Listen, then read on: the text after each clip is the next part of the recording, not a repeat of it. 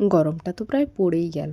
তো গরমকালে এরকম মাছের কিন্তু একটা পাতলা ঝোল বানিয়ে খেতে পারো। এটা খেতেও অনেক সুস্বাদু হয় আর তার পাশাপাশি কিন্তু অনেক হেলদিও হয়। আর গরমে বেশি রিচ না খাওয়াই ভালো। তো তাই আমি এরকম একটা পাতলা করে মাছের ঝোল আজকে বানিয়েছিলাম। আমার না গলাটা একদম বসে গেছে, তাই ভয়েসটা ইগনোর করে যেও একটু। এখন ওয়েদারটা যা খারাপ যাচ্ছে আর বলো না। কখন বৃষ্টি, কখন এত গরম, কখন ঠান্ডা বোঝাই যাচ্ছে না। তো যাই হোক, আমি তেলের ওপরে একটু কালো জিরা আর তার সাথে কয়েকটা কাঁচা লঙ্কা দিয়ে কেটে রাখা আলু বেগুনটা দিয়ে একটু ভালো করে ভাজা ভাজা করে নেব। আর তার সাথে নুন হলুদটাও দিয়ে দিয়েছিলাম একবারে।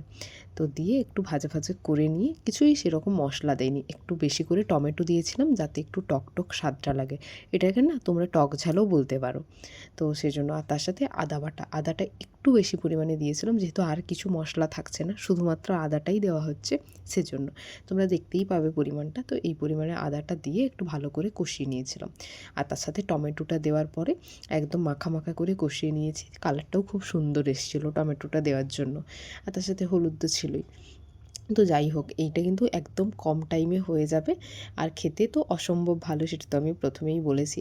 আর গরমের জন্য তো বেস্ট আমার মনে হয়। তো তোমরা যারা যারা এরকম ঝোলটা বানিয়ে খাওনি একবার কিন্তু অবশ্যই বানিও আর খেয়ে জানিও যে কেমন লাগলো। আমার তো খুবই ভালো লেগেছে এটা। তো তোমাদের সাথে কথা বলতে বলতে রান্নাটা হয়েই গেল। এখন না ওয়েদারটা খুবই খারাপ যাচ্ছে, তাই সবাই সাবধানে থেকো, সুস্থ থেকো, ভালো থেকো। তোমাদের কাদের কাদের ওখানে খুব বৃষ্টি হচ্ছে সেটাও কিন্তু অবশ্যই আমাকে জানাবে। কি আর বলবে, বসন্তটা আসতে না আসতেই গরমটাও চলে এসেছিলো, তার মাঝখানে বৃষ্টি। আর এই মার্চ মাসে আর কত কী যে দেখতে হবে সেটাই হচ্ছে কথা। কিন্তু মার্চ মাস এখনও শেষ হচ্ছে না, তার মাঝখানে আমরা এত কিছু দেখে নিচ্ছি। তো যাই হোক, আজকে এই পর্যন্ত। দেখা হবে পরের একটা ভিডিওতে। কেমন? Bye bye.